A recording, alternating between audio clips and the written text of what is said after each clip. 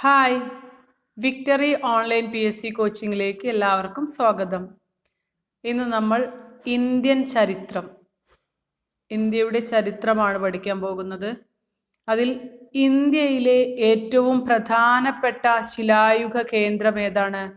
ഭിംബേഡ്കയാണ്. ഇന്ത്യയിലെ ഏറ്റവും പ്രധാനപ്പെട്ട ശിലായുഗ കേന്ദ്രം ഏതാണ്? ഭിംബേഡ്കയാണ്. ഭിംബേഡ്ക എന്നതിൻ്റെ അർത്ഥം ഭീമന്റെ ഇരിപ്പിടം എന്നാണ്. ഭിംബേഡ്ക എന്നതിൻ്റെ അർത്ഥം ഭീമന്റെ ഇരിപ്പിടം. ഭിംബേഡ്കയിലെ ഗുഹാചിത്രങ്ങൾ കണ്ടെത്തിയ പുരാവസ്തു ഗവേഷകൻ VS വഗൻകർ ആണ്. ഭിംബേഡ്കയിലെ ഗുഹാചിത്രങ്ങൾ കണ്ടെത്തിയ പുരാവസ്തു ഗവേഷകൻ VS വഗൻകർ ആണ്. ഭിംബേഡ്കയിലെ ഗുഹാചിത്രങ്ങൾ കണ്ടെത്തിയ പുരാവസ്തു ഗവേഷകൻ VS വഗൻകർ. മനുഷ്യൻ ആദ്യമായി ഉപയോഗിച്ച ലോഹം ഏതാണ്? ചെമ്പാണ്. മനുഷ്യൻ ആദ്യമായി ഉപയോഗിച്ച ലോഹം ഏതാണ്? ചെമ്പ്.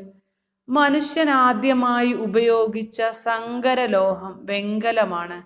മനുഷ്യൻ ആദ്യമായി ഉപയോഗിച്ച സങ്കരലോഹം വെങ്കലമാണ്. ലോകത്തിൽ ആദ്യമായി പരുത്തി കൃഷി ആരംഭിച്ചത് ഇന്ത്യയിലാണ്. ലോകത്തിൽ ആദ്യമായി പരുത്തി കൃഷി ആരംഭിച്ചത് ഇന്ത്യയിലാണ്. ചാൽക്കോലിത്തിക് കാലഘട്ടത്തിന്റെ മറ്റൊരു പേരാണ് താമ്രശിലായുഗം. ചാൽക്കോലിത്തിക് കാലഘട്ടത്തിന്റെ മറ്റൊരു പേരാണ് താമ്രശിലായുഗം. ഇന്ത്യൻ പൗരാണിക കാലത്തിന്റെ പിതാവായി കണക്കാക്കപ്പെടുന്ന പുരാവസ്തു ഗവേഷകൻ ആരാണ്?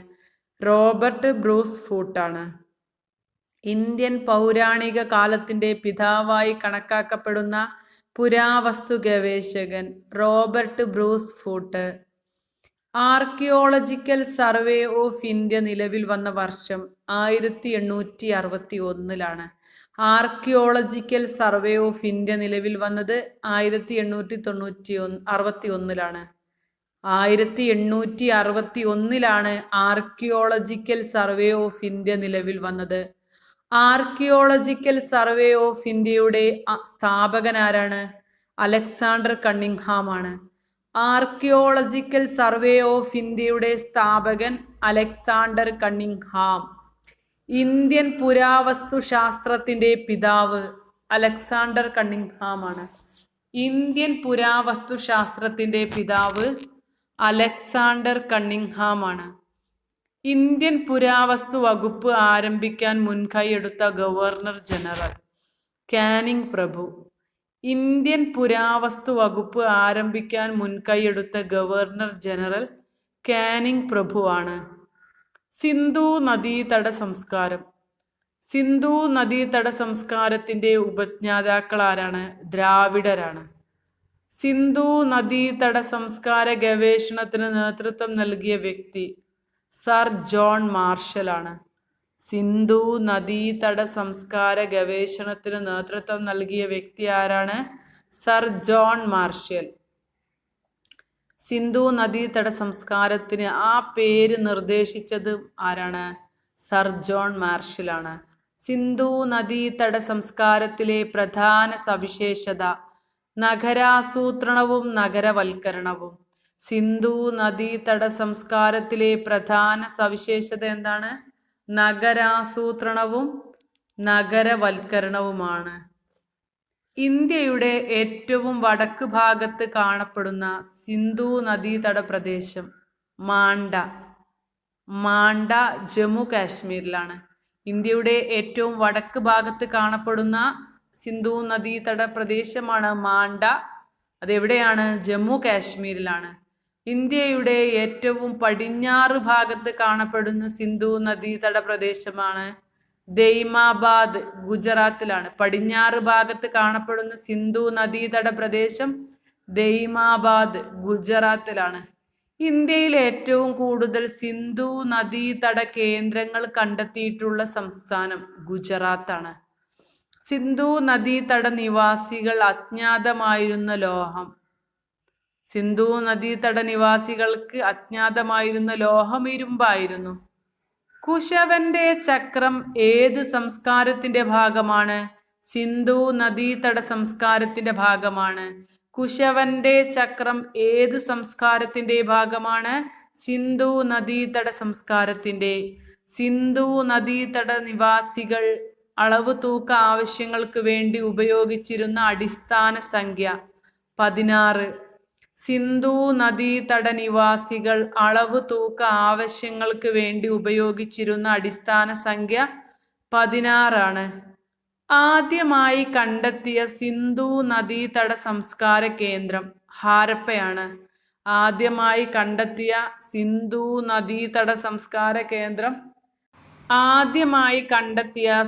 നദീതട സംസ്കാര കേന്ദ്രം ഹാരപ്പയാണ്. രണ്ടാമതായി കണ്ടെത്തിയ സിന്ധു നദീതട സംസ്കാര കേന്ദ്രം മോഹൻജുദാരോയാണ്.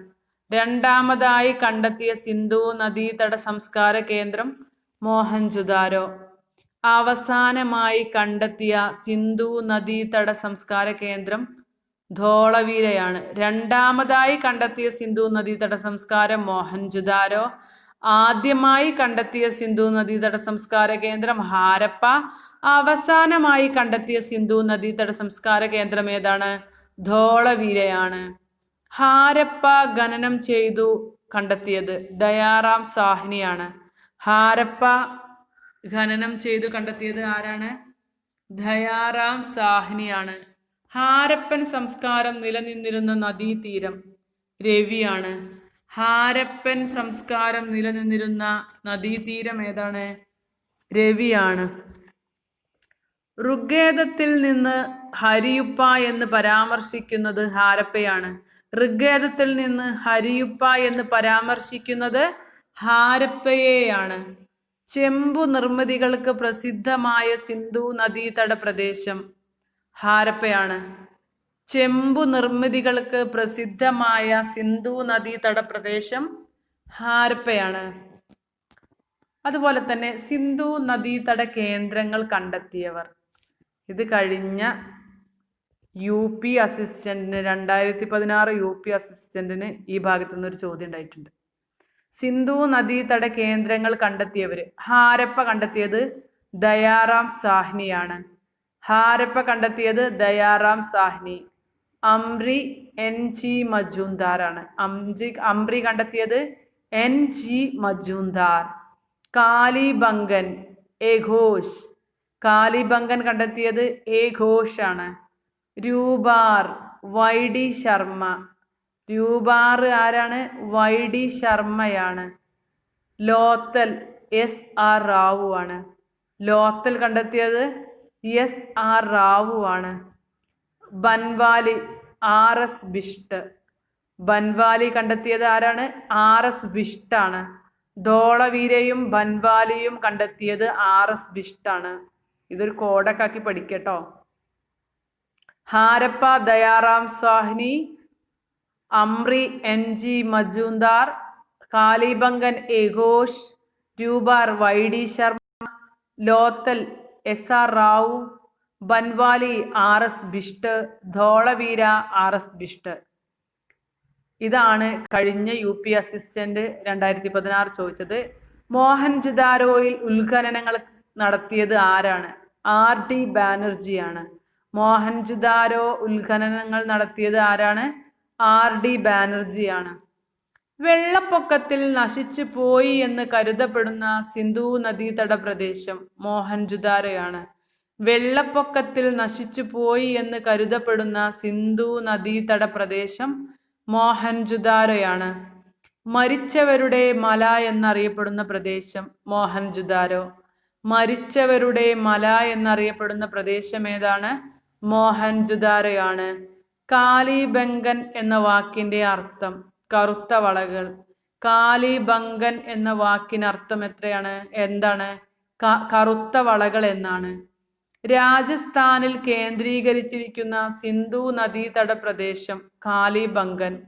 രാജസ്ഥാനിൽ കേന്ദ്രീകരിച്ചിരിക്കുന്ന സിന്ധു നദീതട പ്രദേശം കാലിബംഗനാണ്. ഒട്ടകത്തിന്റെ ഫോസിലുകൾ കണ്ടെത്തിയ സിന്ധു നദീതട കേന്ദ്രം കാലിബംഗൻ.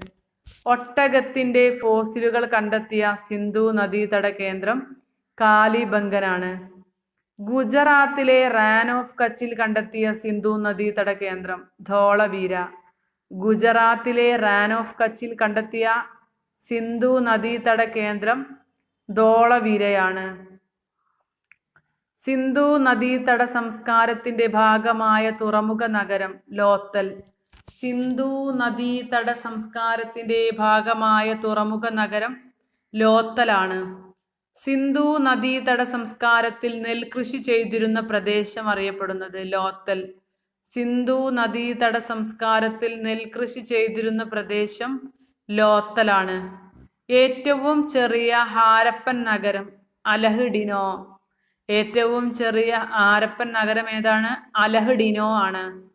പഞ്ചാബിൽ കേന്ദ്രീകരിച്ചിരുന്ന സിന്ധു നദീതട പ്രദേശം രൂപാർ. പഞ്ചാബിൽ കേന്ദ്രീകരിച്ചിരുന്ന സിന്ധു നദീതട പ്രദേശം ഏതാണ്? രൂപാർ ആണ്. ഹരിയാന കേന്ദ്രീകരിച്ച് നിലനിന്നിരുന്ന സിന്ധു നദീതട പ്രദേശം ബൻവാലിയാണ്. ഹരിയാന കേന്ദ്രീകരിച്ച് നിലനിന്നിരുന്ന സിന്ധു നദീതട പ്രദേശം ബൻവാലിയാണ്. തീ പടർന്നതിനെ തുടർന്ന് നശിച്ചു പോയ ഹാരപ്പൻ നഗരം കോട്ട് ദിജി.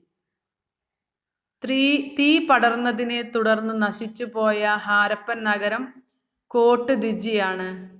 സിന്ധു നാഗരിക കേന്ദ്രങ്ങളും നദീതീരങ്ങളും. സിന്ധു നാഗരിക കേന്ദ്രങ്ങളും നദീതീരങ്ങളും. ഹാരപ്പ. ഹാരപ്പ നദീതീരത്തായിരുന്നു. രവി ആയിരുന്നു. ഹാരപ്പ രവി. മോഹൻജുദാരോ സിന്ധു. രണ്ടും രണ്ടാട്ടോ. മോഹൻജുദാരോയും ചാൻഹുദാരോയും രണ്ടാണ്. മോഹൻജുദാരോ സിന്ധു, ചാൻഹുദാരോ സിന്ധു. കാലിബംഗൻ ഗഗ്ഗാർ. അതുപോലെ തന്നെ ബൻവാലിയും ഗഗ്ഗാറാണ്. മിത്തൻ യമുന. കോട്ദിജി സിന്ധു. സിന്ധുവിൻ്റെ തീരത്തുള്ളത് മോഹൻജുദാരോ, ചാൻഹുദാരോ, കോട്ദിജി സിന്ധു ആണ്. എന്നാൽ രവി ഹാരപ്പ. അതിൽ ആ രാ എന്നെടുക്കുക, അങ്ങനെ പഠിക്കട്ടോ. മോഹൻജുദാരോ, ചാൻഹുദാരോ, കോട്ദിജി സിന്ധു ആണ്. യമുന മിത്തൻ. ബൻവാലി ഗഗ്ഗാർ. കാലിബംഗൻ ഗഗ്ഗാറാണ്. പൗരാണിക നദികൾ. പണ്ട് കാലത്ത് ഈ നദികളെ അറിയപ്പെട്ടിരുന്ന പേരുകളാണ്. പുരാതന കാലത്ത് ചെലം നദിയുടെ പേര് വിധാസ്ത എന്നായിരുന്നു. ചെലം നദിയെ പണ്ട് കാലത്ത് വിധാസ്ത എന്നാണ് അറിയപ്പെട്ടിരുന്നത് പുരാതന ഗ്രന്ഥങ്ങളിലെല്ലാം. ചിനാബ്, അസ്കിനി. അസ്കിനി എന്ന് പറഞ്ഞാൽ എന്താണ്? ചിനാബാണ്. പരുഷ്ണി രവി. വിപാസ ബിയാസ്. സതുദ്രി സത്ലജ്. വിതാസ്ത ചലം. അസ്കിനി ചിനാബ്. പരുഷ്ണി രവി. വിഭാസ ബിയാസ്. സതുദ്രി സത്ലജ്. സിന്ധു നദീതട ജനതയ്ക്ക് അറിവില്ലാതിരുന്ന മൃഗം ഏതാണ്? കുതിരയാണ്. സിന്ധു നദീതട ജനതയ്ക്ക് അറിവില്ലാതിരുന്ന മൃഗം കുതിരയാണ്. സിന്ധു നദീതട ജനത ആരാധിച്ചിരുന്ന മൃഗം ഏതാണ്? കാളയാണ്. സിന്ധു നദീതട ജനത ആരാധിച്ചിരുന്ന മൃഗം ഏതാണ്? കാളയാണ്. സിന്ധു നദീതട ജനത ഇണക്കി വളർത്തിയിരുന്ന മൃഗം നായ. സിന്ധു നദീതട ജനത ഇണക്കി വളർത്തിയിരുന്ന മൃഗം നായയാണ്.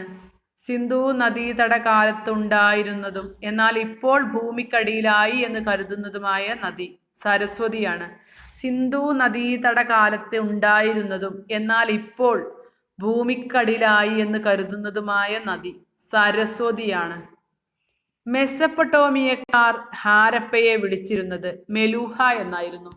മെസപ്പൊട്ടോമിയക്കാർ ഹാരപ്പയെ വിളിച്ചിരുന്നത് മെലൂഹ എന്നായിരുന്നു. മെസപ്പൊട്ടോമിയക്കാർ സിൻഡം എന്ന് വിളിച്ചിരുന്നത് പരുത്തിയായിരുന്നു. മെലൂഹ എന്ന് വിളിച്ചത് ഹാരപ്പയെ ആയിരുന്നു. മെസപ്പൊട്ടോമിയക്കാർ മെലൂഹ എന്ന് വിളിച്ചത് ഹാരപ്പയെ ആയിരുന്നു. അതുപോലെ തന്നെ മെസപ്പൊട്ടോമിയക്കാർ സിൻഡം എന്ന് വിളിച്ചിരുന്നത് പരുത്തിയെ ആയിരുന്നു. പ്രകൃതി ദുരന്തങ്ങളാണ് സിന്ധു നദീതട സംസ്കാരത്തിന്റെ തകർച്ചയ്ക്ക് കാരണമെന്ന് അഭിപ്രായപ്പെട്ടത് ജി എഫ് ഡേഴ്സിയാണ്. പ്രകൃതി ദുരന്തങ്ങളാണ് സിന്ധു നദീതട സംസ്കാരത്തിന്റെ തകർച്ചയ്ക്ക് കാരണമെന്ന് അഭിപ്രായപ്പെട്ടത് GF ഡേൽസിയാണ്.